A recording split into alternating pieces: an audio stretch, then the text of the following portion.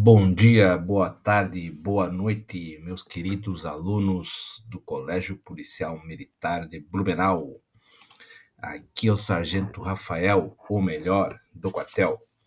Vamos lá, gurizada. Conforme eu prometi, então a gente vai fazer a revisãozinha aí para nossa prova, né? Que é terça-feira, tá certo? Coisinha rápida aí. Vou passar os tópicos específicos aqui do que vai ser cobrado, né?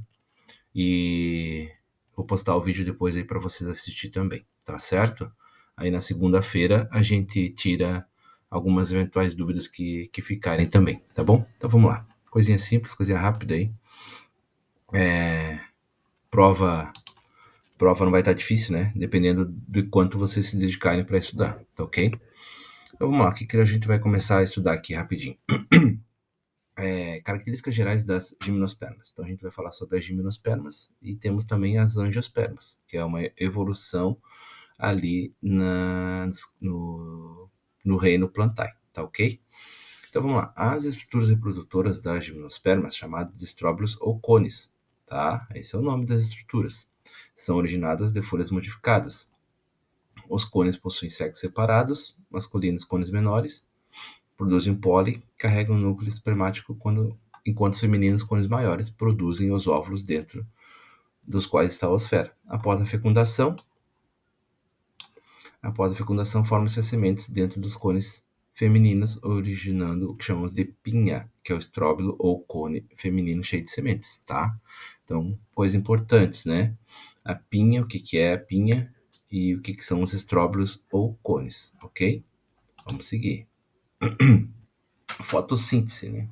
Você sabe então que as plantas, elas são autotróficas, elas produzem seu próprio alimento. Tá? E como é que elas produzem esse alimento? Né? Elas produzem sua energia, sua glicose, através da fotossíntese, de minúsculas estruturas que tem dentro da célula da planta, tá ok? Então vamos lá.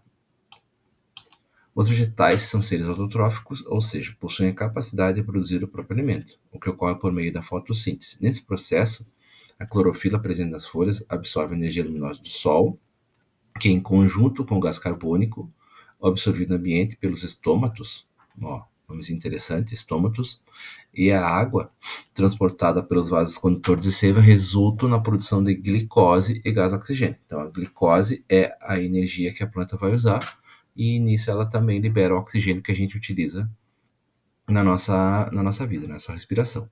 Então, tá aqui, ó, glicose é o alimento de que a planta necessita, sendo distribuída para todas as suas partes por meio do floema. Já o gás oxigênio é liberado para o meio ambiente pelos estômatos. Então, os estômatos têm um papel fundamental nisso, né? Ele libera o oxigênio no ambiente e também é responsável pela respiração e transpiração da planta, tá certo? Continuando. A gente tem várias estruturas do vegetal, né? Estruturas vegetativas, certo? Então, uma que a gente vai estudar agora especificamente, né, é a raiz. A gente fala um pouco sobre a folha, tem o caule também e temos a raiz, tá? Então, a raiz, ela tem várias partes que a gente precisa ter um pouco de conhecimento de cada uma delas para saber o que acontece. Então, a gente tem essa região aqui, certo? Toda, que é a região de ramificação, onde ocorre a ramificação da raiz, originando raízes laterais que possuem as mesmas partes da raiz original, ok? Então ela vai se ramificando para os lados. Região pilífera, isso é importante, apresenta muitos pelos absorventes, aumentando a área da raiz e a absorção de água e sais minerais, tá? Então é através da região pilífera, através dos pelinhos, certo? Que acontece o quê? Aumenta, né, a área da raiz. Para quê? Para que ela consiga absorver mais água e sais minerais do ambiente. Região lisa ou de crescimento, onde as células produzidas na região meristemática, que é essa região mais embaixo aqui, ó, região meristemática, é essa aqui, ó, param de se multiplicar, aumentando de tamanho, alongando-se e promovendo o crescimento da raiz, ok? Região meristemática. Então, essa que eu estava mostrando antes. Pequenas células delicadas que apresentam intensa multiplicação e protegida pela coifa. E o que é a coifa? É o capuz que protege a extremidade da raiz contra o atrito e com as partículas do solo e o ataque de micro-organismos. Fechou? É isso aí. Então essas são as partes principais da raiz. Folha, tá? Então a gente já viu sobre a fotossíntese ali que acontece na folha, tá? Com os mais variados formatos e tamanhos, as folhas realizam processos essenciais. Sua forma garante uma superfície para receber a luz. E como nas células foliares da maioria dos vegetais, há muita clorofila, certo? O que é o clorofila? Então, são capazes de realizar a fotossíntese necessária para a vida da planta. Então, sua garante receber a luz, como as células foliares da maioria dos vegetais, há muita clorofila. Então, a clorofila é a organela responsável, né, por receber essa energia solar ali, tá ok? Em sua superfície, as folhas apresentam uma substância impermeável chamada cutina, que as protege e as ajuda a diminuir a perda da água pela evaporação. Possuem também milhares de pequenos conjuntos de células por onde ocorrem as trocas gasosas, com o ambiente e a transpiração. Esses conjuntos são chamados estômatos e são capazes de se abrir e fechar, regulando os processos de acordo com as condições ambientais. Então, foi o que eu falei antes, né? Aqui tá, os estômatos. Eles abrem e fecham para regular essa entrada e saída de ar e também a transpiração da planta, tá ok? A flor. A flor faz parte das angiospermas, tá? Então, o que é as angiospermas? Então, é uma evolução das gimnospermas. Elas têm frutos e sementes, enquanto que as gimnospermas têm apenas sementes, né? Sementes nuas, para ser mais específico. Tá? E a flor, que é o órgão reprodutivo das angiospermas, ela tem várias partes aqui que é importante ter uma atençãozinha maior. Tá? Por exemplo, a parte masculina da planta, né? Então ela é formada pelo estame, a antera e o filete. E a parte feminina da planta é formada pelo quê? Pelo estigma, estilete e ovário. Qual que é o nome da parte feminina? Estame, parte masculina, desculpa, e a parte feminina, carpelo, tá certo? E isso é as partes masculina e feminina de reprodução, tá? Cada uma delas tem uma função específica, tá? Que a gente viu na aula, que não vamos verificar agora, né? Não vai ser, a princípio, não vou cobrar para vocês essas partes específicas ali, tá bom? Então, atente-se aos nomes, né? Pétala, o receptáculo floral, a sépala, o óvulo e o pedúnculo, tá ok? E o fruto, né? O fruto é o que protege a nossa semente, que a semente vai gerar outra planta, tá? Então, o nome das estruturas do fruto é pericarpo, tá? Todas as estruturas são chamadas de pericarpo. E dentro do pericarpo a gente tem algumas camadas. Tem o endocarpo, porção interna do fruto que envolve e protege a semente. Tem o mesocarpo, polpa do fruto que pode ser nutritiva e comestível. E tem o epicarpo, que é a porção externa do fruto, também chamada de casca, que o protege da desidratação. Então, deem uma atenção a isso, tá? O que é o pericarpo e quais são as suas partes, né? E, por último, a semente, óvulo desenvolvido após a fecundação, que abriga o embrião. Perfeito? Aí, agora passando para o outro assunto, né, que são os poríferos e quinidários, tá? Então, a gente estava no reino Plantae e agora a gente está entrando no reino Animalia, tá? Então, a gente vai começar a falar sobre os primeiros animais, certo? E a evolução deles, né? Que eles eram mais simples e foram evoluindo ao decorrer dos anos. Então, vamos lá. Então, coisas importantes que a gente precisa saber aqui. Todos os seres desse reino possuem células eucariontes e são multicelulares heterotróficos. Então, células são especializadas, são multicelulares, então não são feitas de mais de uma célula e são heterotróficos. Eles não produzem esse alimento. Eles têm que buscar o alimento no ambiente onde eles estão inseridos, tá? Os seres desse reino podem variar de tamanho, habitat e hábitos alimentares. Para diferenciar, os cientistas utilizam vários critérios de agrupamento, como simetria corporal e camadas de tecidos. Então, a gente falou sobre a simetria corporal, que ela pode ser radial ou bilateral. Em nossos estudos, agruparemos os animais com base na presença ou na ausência da coluna vertebral e de crânio. Dentro dessa diferenciação, dizemos que aqueles que são desprovidos de coluna vertebral são os invertebrados, ao passo que os que têm coluna vertebral e crânio são os vertebrados, certo? Vamos lá. Vamos falar um pouquinho do reino porífero, né? O nome porífero está relacionado ao fato do corpo de uma esponja apresentar poros por onde a água é drenada, até uma cavidade central, a espongiocele, para depois voltar ao ambiente por meio de uma abertura na parte superior chamada de ósculo.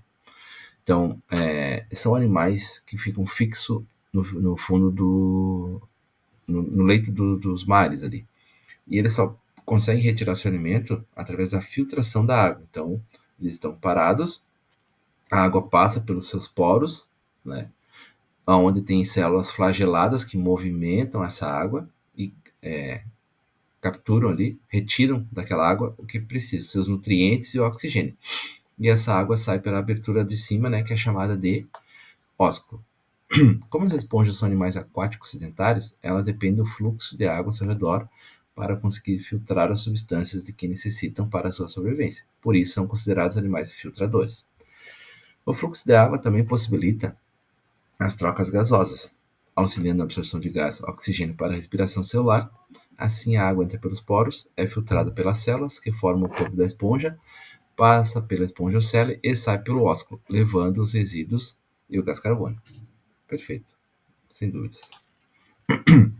A organização corporal das esponjas, né? Então, elas são formadas por algumas células com algumas finalidades específicas. O corpo das esponjas é sustentado por uma rede de proteínas chamada espongina, que dá forma a esse organismo. A rede se associam a estruturas impregnadas de sílica ou de carbonato de cálcio, conhecida como espículas, tá? Que dão então a sustentação para essa esponja, responsáveis, né, pela sustentação e pela defesa desses poríferos. Embora não formem tecidos especializados nem órgãos, as células das esponjas são diferenciadas e desempenham todas as funções vitais, tá? Então vamos ver uma por uma dessas células aí, que elas são importantes aí para o nosso conhecimento da prova, tá bom? Então a gente tem os coanócitos, os amebócitos, porócitos e pinacócitos. Para que servem? O que esses coanócitos fazem? São células flageladas que se localizam no interior da espongiocele. Seus flagelos movimentam a água dentro do animal e absorvem os nutrientes que são transferidos aos amebócitos. A digestão é apenas intracelular, tá certo? Então, como eu disse, os coanócitos estão dentro da célula, são células flageladas que vão movimentar a água para que haja absorção dos nutrientes, tá? O que é a digestão apenas intracelular, né? Que ela só vai conseguir fazer digestão dentro das células. Amebócitos. Essas células podem transportar nutrientes para outras células da esponja, produz materiais para a formação das espículas e tornar-se qualquer tipo de célula que a esponja necessite. Então, os amebócitos é uma célula bem importante, porque ela consegue se transformar, se tornar qualquer célula que a esponja vai precisar, tá bom? Porócitos, células em forma de rosca que se estendem pela parede corporal do animal, permitindo a entrada de água na espongiocele. Então, no corpo da esponja tem pequenos furinhos, né, que são os porócitos, por onde vão passar, né, a água para que haja a filtração e ela retenha seus nutrientes. E os pinacócitos, células epidérmicas firmemente compactadas que revestem externamente a esponja, tá certo? Então fazem o revestimento dessa esponja aí. Agora, vamos lá. Quinidária, né? Os quinidários. Então são o outro filo desse reino ali. As quinidárias, os quinidários, eles são aquelas águas vivas, tá? Então, elas têm uma pequena evolução, elas agora já conseguem se movimentar dentro do ambiente, tá? E outra coisa que é interessante nela é que ela tem os mecanismos de defesa, elas têm tentáculos que causam queimaduras, né, em nós aí. Então a gente tem que tomar cuidado aí. Quem nunca tomou uma queimadura aí do água-viva, parabéns, né? Eu nunca tomei. Quem já tomou já deve saber aí que deve ser bem doído.